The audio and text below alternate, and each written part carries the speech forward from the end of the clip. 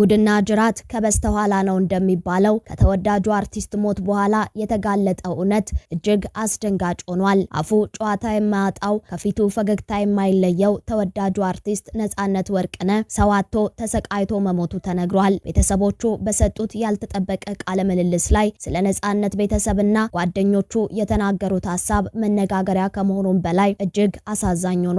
በሰው ተከቦ የኖረው ነጻነት ከሚገድለው ነገር የሚጠብቀው አንድም ሰው ከጎኑ እንዳልነበር መሰማቱ ከሞቱ እኩል የሚያስደነግጥ ዜናም ሆኗል። የነጻነት ወርቅነህ ቤተሰቦች ያ በየቤቱ ሳቅ የሚዘራው ሰው ስቆ አያውቅም፣ በትዳሩም ደስተኛ አልነበረም ሲሉ ስለሚስቱ ያጋለጡት ሚስጥር መነጋገሪያ ሆኗል። በረጅም ዓመታት የጓደኝነት ትስስር ውስጥ እንደ ወንድም የሚያየው ጓደኛውን ማጣቱ ከባድ ሐዘን ውስጥ እንደከተተው የሚናገረውን አስናቀን ጨምሮ ሁሉም ሰው ለጥቅሙ የሚፈልገው እንጂ እንደ ጓደኛ የሚረዳው ሰው ያልነበረው ሁሉንም በሆዱ ይዞ እያረረ የኖረ ሰው መሆኑ መሰማቱ የነጻነትን ሐዘን እንደ አዲስ እንዲቀሰቀስ አድርጎታል። በአሜሪካ ከሚኖሩ ቤተሰቦቹ የሞቱን ቀን ሲያፋጥኑ እስከነበሩ ጓደኞቹ የሚተነትነው ቃለ መጠይቅ የነጻነትን ስውር እውነት የገለጠ ከካሜራ ጀርባ ያለውን ክህደት በአደባባይ ያወጣም ሆኗል። በነጻነት የቀብር ስነ ስርዓት ላይ ተሸፋፍና የታየችው ባለቤቱን ተከትሎ ሲናፈስ የነበረው ሐሜት የሶሻል ሚዲያ ወሬ ብቻ ሆኖ አልቀረም።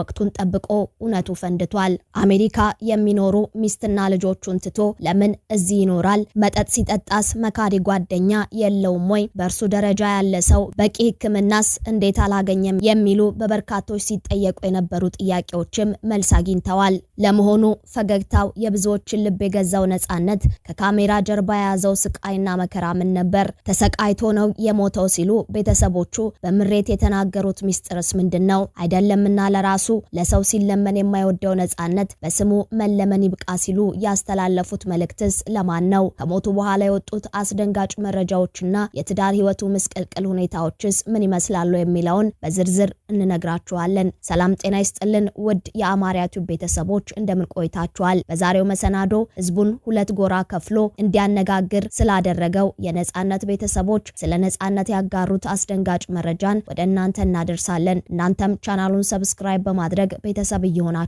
ቪዲዮውን ላይክ እና ሼር በማድረግ እስከ መሰናዶ ፍጻሜ አብራችሁን ቆዩ።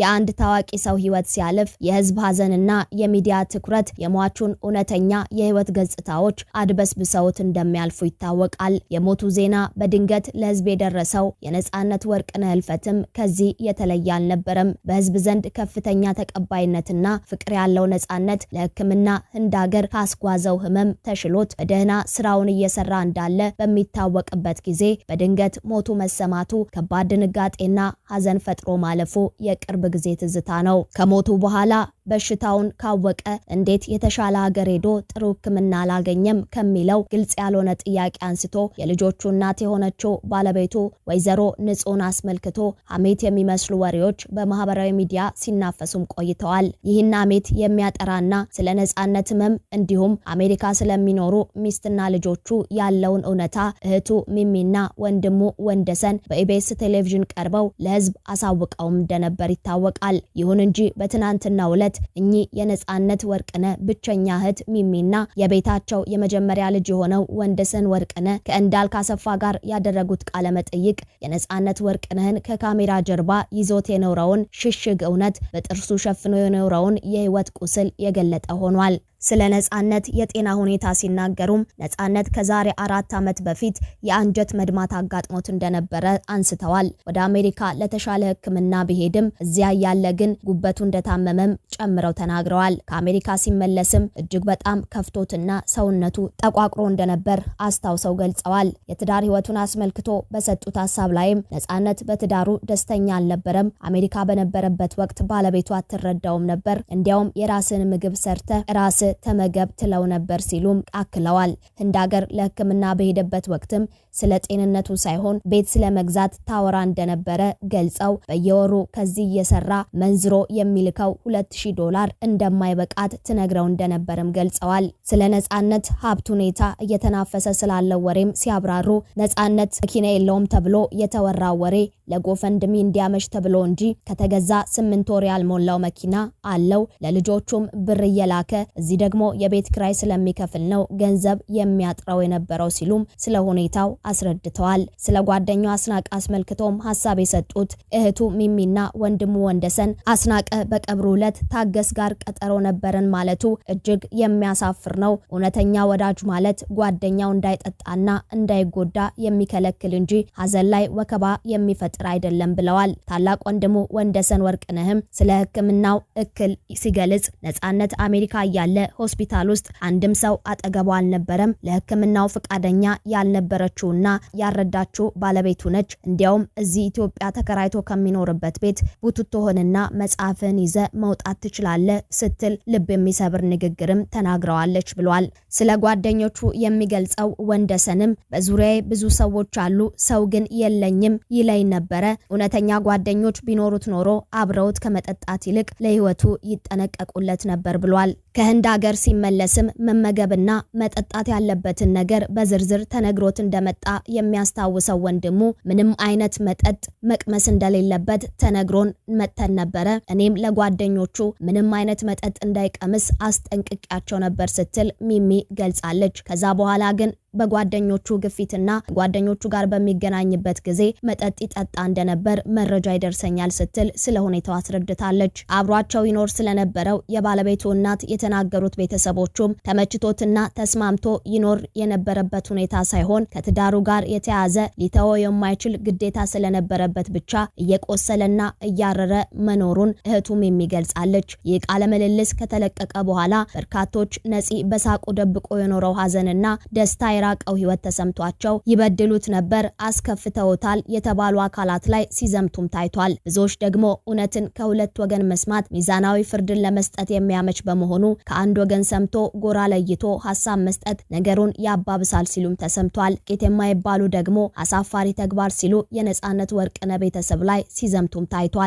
እጅግ አሳፋሪ ተግባር ነው። የሟች ተዋናይ ነጻነት ወርቅነህ ወንድምና እህት በአንድ ዩቲዩብ በመቅረብ ኢቢኤስ ላይ ስለ ነጻነት ትዳርና የጓደኝነት ህይወት እጅግ ተቃራኒና እጅግ ያልተጠበቀ ቃለ ምልልስ ማድረጋቸው የሚያሳፍርና የወለዳቸው ልጆች ላይ የወደፊት ህይወት ላይ ተጽዕኖ የሚፈጥር ለዩቲዩብ ነጋዴዎች የገቢ ምንጭ ከመሆን የዘለለ ትርጉም የሌለው አሳፋሪ ተግባር ነው ብለዋል። ዛሬ የተናገሩትን በመጀመሪያ ኢቢኤስ ቴሌቪዥን ላይ መናገር ሲገባቸው ዛሬ ሙሉ በሙሉ የማይታወቅ ታሪክ ማምጣት ህዝቡን ወዳልተፈለገ ውዝግብ በመክተት ነጻነት በሰላም እንኳን እንዳያርፍ የወለዳቸው ልጆች ላይ የወደፊት ህይወት ላይ ከባድ ተጽዕኖ የሚያሳርፍ ወቅቱን ያልጠበቀ ቃለ ምልልስ አድርገዋል። ስሙ ባልሆነ መንገድ እንዲነሳም ምክንያት ሆነዋል። ይህ እጅግ አሳፋሪ እንዲሁም አሳዛኝ ድርጊት ነው። ይህን እውነት ኢቢኤስ ላይ በቀረቡ ጊዜ መናገር ሲችሉ አሁን ለምን የሚል ጥያቄም እየተነሳ ሲሆን ምናልባት የዚህ ቃለ ምልልስ ዓላማ የነጻነትን እውነት ለህዝብ ከማሳወቅ ውጪ ሌላ በሁለቱ ቤተሰቦች መካከል ያለውን ጉዳይ ለማክረር የቀረበ ሊሆን እንደሚችል ግምት ያስቀመጡም አሉ። ከዚህ ሁሉ በላይ ግን የነጻነት ነፍስ በሰላም እንድታረፍ የተመኙና በህይወት እያለ ለክብሩ ሲል ተሸክሞ የኖረውን እውነት ዛሬ ለሚዲያ ፍጆታ ማውጣት ተገቢ እንዳልሆነ እየተነገረ ነው። ቤተሰባዊ አለመግባባቶች በማንኛውም ቤት ሊኖሩ የሚችሉ ቢሆንም እነዚህን ቁስሎች አደባባይ አውጥቶ መሸጥ ግን የሟችን ክብር ዝቅ ማድረግ ነው። አርቲስት ነጻነት ወርቅነህ በህይወት ዘመኑ ሲሸሸውና ሲፈራው የነበረው ጥላ ዛሬ በእረፍቱ ወቅት በላዩ ላይ ሲያንዣብብ ማየት እጅግ ያሳዝናል። ዛሬ ግን ይህን የከበረ ስም ለዩቲዩብ እይታና ለንግድ ትርፍ ሲባል በተለያዩ ሚዲያዎች ላይ ያላግባብ ሲነሳ ማየት የህሊና ቁስል እየሆነ ነው። ነፂ ብቻውን የታገላቸውን የህይወት ውጣ ውረዶችን ዛሬ ለገበያ ማቅረብ የሞራል ውድቀት ብቻ ሳይሆን የጓደኝነትንም ሆነ የቤተሰብ ፍቅር የሌለን መሆኑን የሚያሳይ ድርጊት መሆኑን የሚያነሱም ለሚዲያ ባለሙያዎችና ዩቲዩበሮች የሰው ልጅ ህይወትና ስም የንግድ ሸቀጥ አይደለም፣ እባካችሁ በነፂ ስም የምታደርጉትን የገበያ ሩጫ አቁሙ። ለቅርብ ቤተሰቦችና ወዳጆቹም ነፍሱ በሰላም እንድታረፍ ካለፈም በኋላም ቢሆን ክብርና ሰላም ስጡት። ጊዜና ቀጠሮ እየመረጡ የልጁን ነፍስ ማስጨነቅ ይብቃ የሚል ሐሳብም ተጋርቷል። ውድ የአማርያ ቲዩብ ቤተሰቦች እናንተስ በዚህ ሐሳብ ላይ ምን ትላላችሁ? ሐሳባችሁን አስተያየት መጻፊያው ላይ አጋሩን እያልን የዛሬውን መሰናዶ አበቃን። አብራችሁን ስለቆያችሁ እናመሰግናለን። ዳግም በሌሎች ወቅታዊ መሰናዶች እስክንገናኝ በያላችሁበት ቸር ቆዩልን።